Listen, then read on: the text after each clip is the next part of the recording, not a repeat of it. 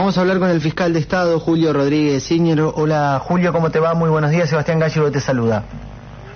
¿Qué tal, Sebastián? Buenos días, ¿cómo estás? Muy bien, gracias. Lo primero que le quiero consultar es, a partir de este decreto, se habilita la circulación dentro del departamento, en la provincia de Entre Ríos, no así fuera de los límites del departamento. Exactamente, porque ayer se conoció o entró en vigencia el decreto 520 del Poder Ejecutivo Nacional, no provincial, siempre en la línea de los decretos de necesidad y urgencia, sí, en el cual se distinguieron dos situaciones. Por un lado, el aislamiento, que es la situación que teníamos, es decir, el principio general es la suspensión de la libertad ambulatoria, y por lo tanto uno no puede salir de su casa, excepto las excepciones que el presidente, el jefe de gabinete o los gobernadores habían establecido. Y por el otro lado, para muchas provincias de Argentina, en realidad para la mayor parte del país, se estableció la situación de distanciamiento, es decir, rige el principio contrario.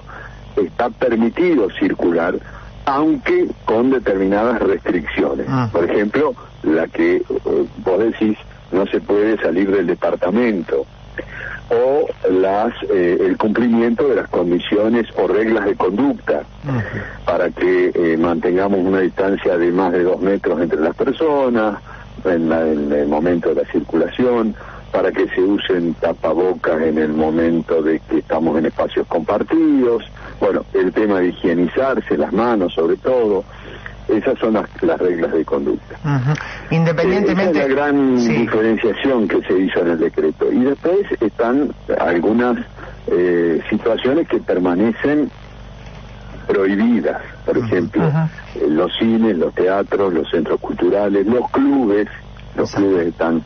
No puede haber actividad en los clubes, y el turismo, que tampoco se puede realizar por estos días. Eso tiene que ver también independientemente de las distancias, porque bueno, hay mucha gente que por ahí puede llegar a confundir, teniendo en cuenta que algunas localidades quedan más cerca en cuanto a distancia entre un departamento y el otro. ¿Qué quiere decir con esto? Por ejemplo, de Paraná a Diamante hay menos distancia que de Paraná a Crespo, pero Diamante es un departamento y Crespo pertenece a otro departamento. O sea que quede... Así es. Tiene que quedar en claro eso. No se puede ir a Diamante, salvo que sea por alguna actividad económica autorizada. Dentro de las excepciones, claro. Sí. A partir de este decreto, porque también se ha generado muchísima confusión en tema de estos horarios y rutinas y hábitos que hemos incorporado, por ejemplo, en la ciudad de Paraná y en distintas ciudades de nuestra provincia, de, por ejemplo, los horarios para salir a caminar. ¿Eso queda sin efecto a partir de este decreto? Yo diría que eso es materia de interpretación, pero el decreto establece la posibilidad de que los gobernadores y los intendentes reglamenten el derecho a la circulación, lo reglamenten siempre teniendo en cuenta la cuestión sanitaria, ¿no? Sí. Yo diría que sí, que está en vigencia las ordenanzas municipales en cuanto a los horarios, en cuanto a las precauciones que hay que adoptar. Pero avanzamos hacia una situación en donde el principio es la libertad ambulatoria, siempre dentro del departamento. Claro. O sea que, habría que adaptar, los municipios tendrán que adaptar las ordenanzas o los reglamentos que estaban en vigencia hasta el sábado a esta nueva disposición nacional. Claro, porque, bueno, por poner un ejemplo concreto, en la semana pasada no se podía ir al Parque Urquiza, por ejemplo, en cualquier horario. En este caso el decreto te habilita a ir, por supuesto, respetando el distanciamiento social, ¿no? De repente el domingo van a ir todos y hacer un picnic con 20 personas, no. No, el decreto establece reglas de conducta y también establece se mantiene la prohibición de hacer reuniones sociales de más de 10 personas. Exacto. Eso está prohibido. Eso no está permitido. En la provincia de Entre Ríos... Y además, en la situación que vayamos al Parque Urquiza, hay que mantener la distancia de 2 metros entre personas. Claro. Por otra parte, en la provincia de Entre Ríos... Es más importante eso que los horarios. Sí, por supuesto. Los horarios pueden atender a una situación de, digamos, la capacidad de control que tiene el municipio.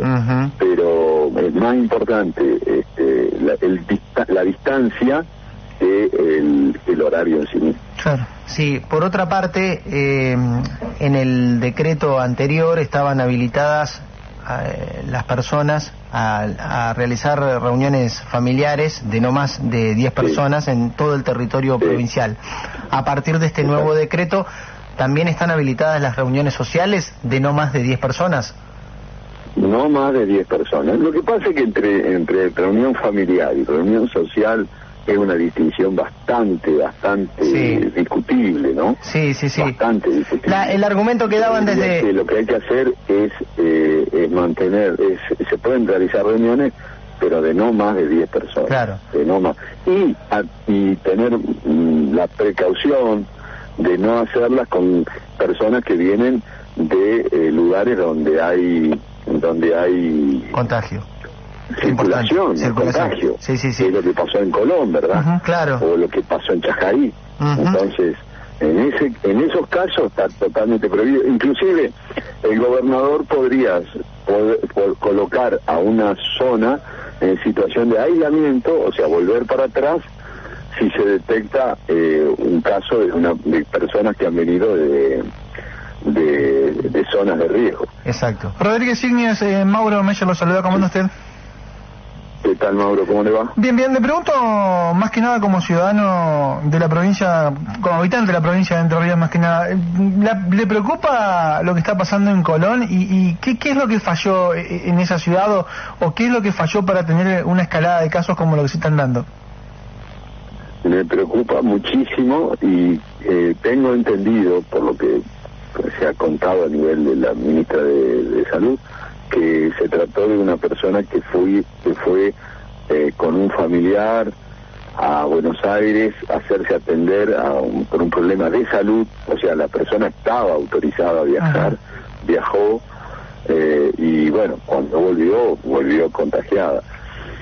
Ahí lo que no se estaba autorizado a viajar, de eso parecería ser que es así. Lo que falló fue que no entró en cuarentena al volver. Claro. Ese fue el problema, ¿no?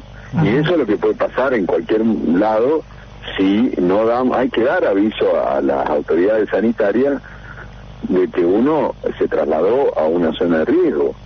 Porque la autoridad sanitaria, ni el intendente, ni el gobernador se pueden enterar. No hay manera de saberlo absolutamente todo, es imposible. Entonces, cuando una persona se traslada, sobre todo a Buenos Aires, donde está el 90% de los casos, o al Chaco, donde hay también un porcentaje importante, bueno, hay que dar aviso y hay que hacerse los controles al reingreso a la provincia. Eso es lo que falló. El autocontrol, es decir, el aviso de la persona que sabe que está ingresando a una zona de riesgo. Sí, me preocupa muchísimo y a todos nos preocupa esta situación y ojalá se pueda limitar a lo que está y las personas que están afectadas en su salud la puedan recuperar rápidamente. ¿Cambia el tipo de sanción a partir de este decreto de aquellas personas que violan las normas?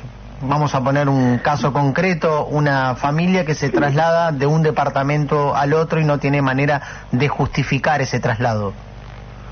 Sí, en el primer decreto, en el decreto 297, la violación del decreto 297 implicaba la posibilidad de delitos de acción pública, es decir, no recuerdo en este momento cuáles eran los tipos penales, pero eso se mantiene, es decir, la violación de las restricciones establecidas en los decretos de necesidad y urgencia, como está el tema de la salud de por medio, se mantienen.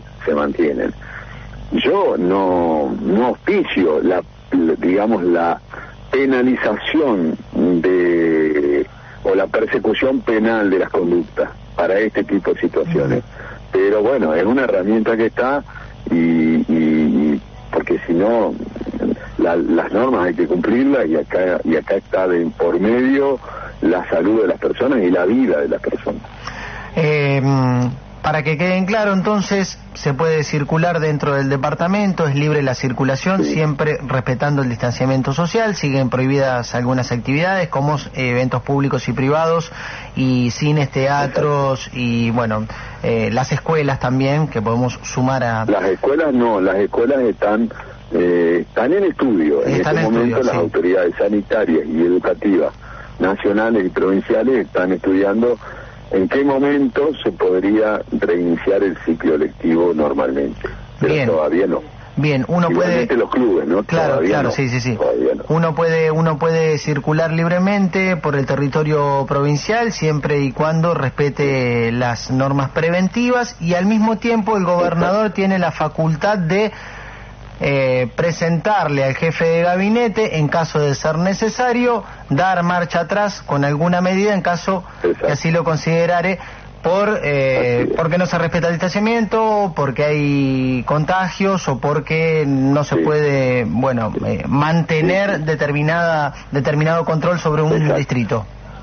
¿Es así? Exacto. Perfecto. También se tiene en cuenta, para eso, lo primero que se tiene en cuenta es la capacidad sanitaria de la región, de la jurisdicción, ¿no? Claro, exactamente. Eso también está presente entre los indicadores que hay que tener en cuenta. Y que el contagio no se dispare. Eso también es un indicador que el gobierno tiene que tener presente. ¿Se confirma que a partir del jueves se habilita el transporte interurbano en la provincia de Entre Ríos, Rodríguez Signes? Están trabajando en el tema. El transporte está entre las actividades prohibidas, justamente está junto al turismo, entre las actividades prohibidas, el transporte entre las localidades. Ahora, se está tramitando ante el Estado Nacional la posibilidad de que para facilitar el transporte de personas que están trabajando, se pueda habilitar el transporte público, como el servicio público de transporte de pasajeros. No sé si el jueves va a ser, pero sé que están trabajando en eso. Julio Rodríguez Íñez, fiscal de Estado de la provincia, muchísimas gracias por su tiempo. No, al contrario, muchas gracias a ustedes, buen día.